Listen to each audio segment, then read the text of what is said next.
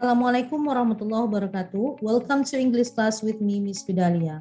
How are you doing today, students? I hope you and family are doing good. And let's get ready to join in today's class. Today, we're going to discuss one material for 11th grade in the first semester. But before we go on to the core material, I will tell you the learning objective of today's meeting. Miss akan menyampaikan tujuan pembelajaran kita pada hari ini, yaitu pada akhir pembelajaran nanti diharapkan siswa-siswi sekalian bisa membedakan fungsi sosial, struktur teks, dan unsur kebahasaan dari satu teks yang bernama teks eksposisi analitis, or in English we call it Analytical Exposition, dengan memberi dan meminta informasi, menyampaikan pendapat atau pikiran terkait isu aktual. So, before we go to the elaborations of the material, please pay attention to the following pictures. Ini sudah menyiapkan beberapa gambar untuk menjembatani kalian memahami pembelajaran kita pada hari ini. Let's go to the first picture. Okay. Here, there are several Indonesian typical breakfast menu. Di sini ada beberapa gambar menu sarapan atau breakfast orang Indonesia. The questions are, pertanyaannya adalah, what do you think about having breakfast? Apa pendapat kalian mengenai sarapan pagi? Do you usually have breakfast every morning? Apakah kalian terbiasa untuk sarapan pagi setiap hari? And do you know the importance of having breakfast? Apakah kalian tahu pentingnya sarapan untuk kesehatan kita? Okay. The second picture. Okay, this is a black coffee. The questions are, anybody likes drinking coffee in this class? Adakah yang suka minum kopi di kelas ini? Do you think coffee good or bad for your health? Apakah menurut kalian minum kopi itu bagus atau tidak untuk kesehatan? Okay. If we answer those questions in form of text, jika kita menjawab pertanyaan-pertanyaan tadi di dalam bentuk teks, seperti kopi tadi, apakah menurut kita kopi itu bagus atau tidak untuk kesehatan? Whether coffee is good or bad for the health. Tentu kita punya argumen-argumen bahwa kopi itu bagus atau tidak untuk kesehatan. Begitu juga dengan gambar yang pertama tadi, apakah menurut kita breakfast itu penting untuk kesehatan? Tentu kita punya argumen-argumen atau opini kenapa menurut kita breakfast itu penting untuk kesehatan atau tidak. So, opini-opini tersebut jika kita masuk ke dalam teks itu kita namakan dengan Analytical Exposition, atau dalam bahasa Indonesia disebut dengan eksposisi analitis. Oke, sampai di sini bisa ya? Sebenarnya apa Analytical Exposition text itu? Theoretically, secara teori, Analytical Exposition is a text that elaborates the writer's opinion on phenomena or issues without persuading the readers to do something. Jadi secara teorinya, teks ini adalah sebuah teks yang mengelaborasi atau menguraikan atau menjelaskan of the writer's opinion, opini atau argumen dari penulis tentang suatu fenomena atau isu. Contohnya yang tadi mengenai kopi dan breakfast tadi. Without persuading the readers to do something. Dan tanpa berniat untuk mengajak pembaca untuk melakukan sesuatu. It will only persuade the readers that the phenomena or issues are important or worth to be discussed by providing the arguments or opinions to support the topic. Jadi, isi teks tersebut hanya untuk memberitahu pembaca atau mengajak pembaca bahwa fenomena atau isunya tersebut penting untuk diketahui. Caranya bagaimana? Dengan memberikan arguments atau opinions untuk mensupport atau mendukung topik. Contoh, ketika kita jadi penulis dari teks Analytical Exposition, kita membahas tentang kopi tadi. Kita percaya bahwa kopi itu bagus untuk kesehatan misalnya.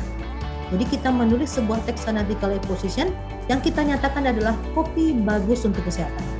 Tentu kita memberikan opini kita. Caranya bagaimana? Tentu kita kasih argumen-argumennya. Why coffee is good for your health. Maka di dalam teks tersebut kita berilah opini-opini kita, argumen-argumen kita yang mendukung pernyataan kita tersebut tadi, bahwa kopi bagus untuk kesehatan.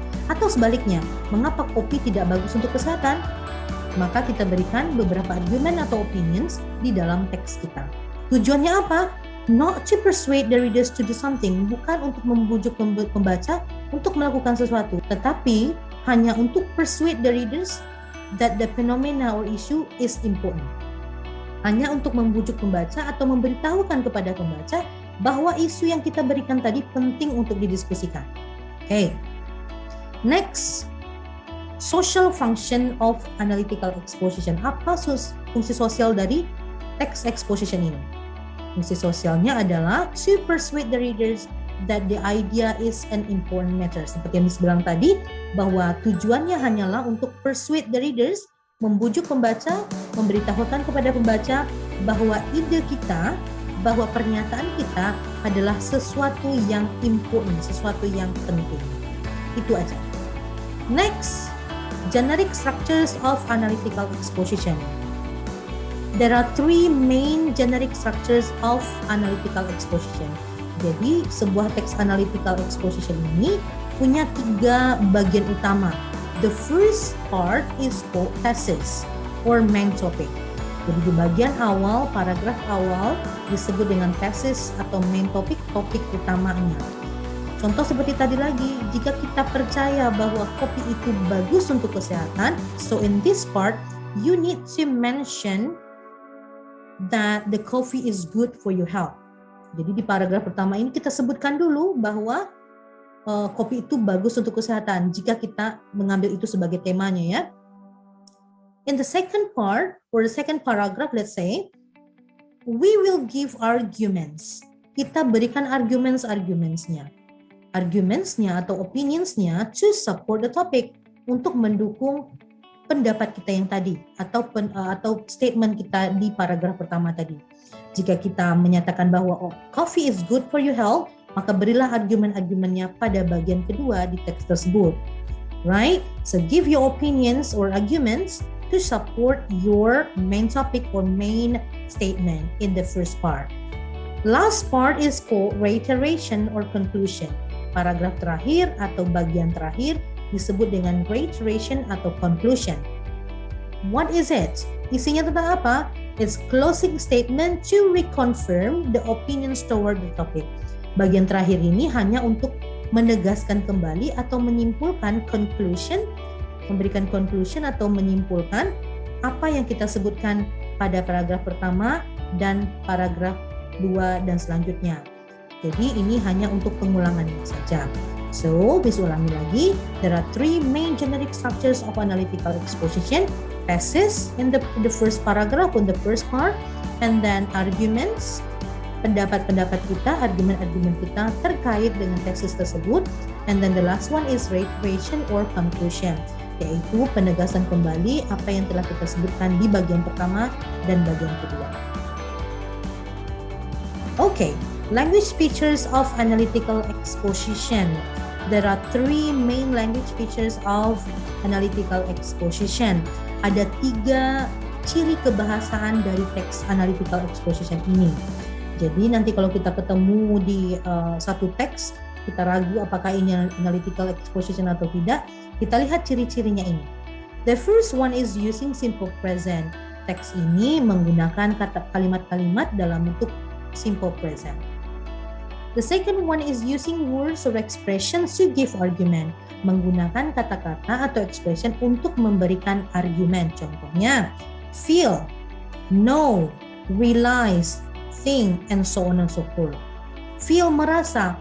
I feel that the coffee is good for your health. Okay, saya merasa bahwa kopi itu bagus untuk kesehatan. And then blah blah blah. Sebutkan argumennya. Know, tahu.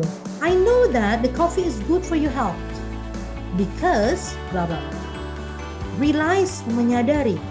I realize that the coffee is good for your health because blah blah blah.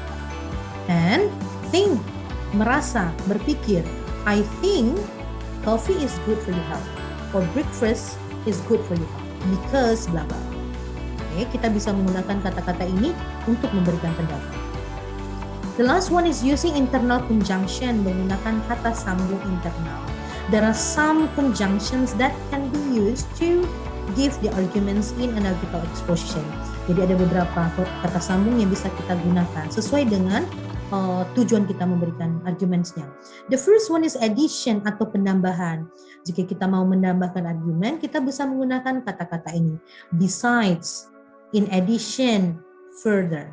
Yang artinya bahwa menambahkan, beside di samping itu, in addition sebagai tambahan, further lebih lanjut, bla bla bla. Oke, jadi yang pertama ini kita untuk menambahkan argumen kita. The second one is comparisons atau perbandingan. So if you want to compare one ideas or one argument into to another argument, you can use this conjunction. For example, but, tetapi, vice versa, sebaliknya, meanwhile, and on the other hand, begitu juga sebaliknya.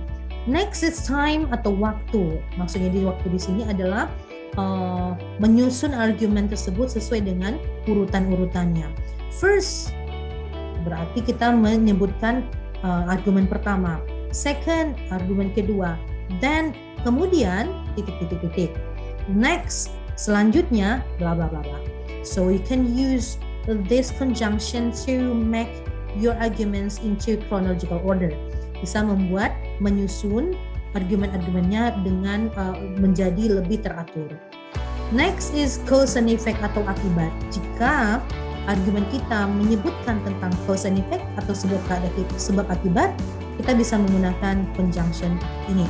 Consequence, as a result, so, the result, and so on and so forth. Yang artinya,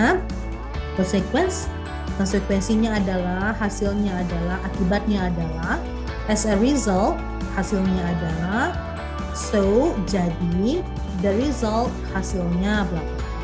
So, you can use those words, those conjunction to support your arguments, to tell your arguments, or to elaborate your arguments. All right, let's go to the example. Let's see one example of analytical exposition. Here is one example of analytical exposition. The title is The Importance of Having Breakfast. Pentingnya untuk sarapan. So there are 1, 2, 3, and 4 paragraphs in this text. I will read the text once. Okay. In a busy morning, people tend to skip their breakfast. Actually, there are many benefits of having breakfast.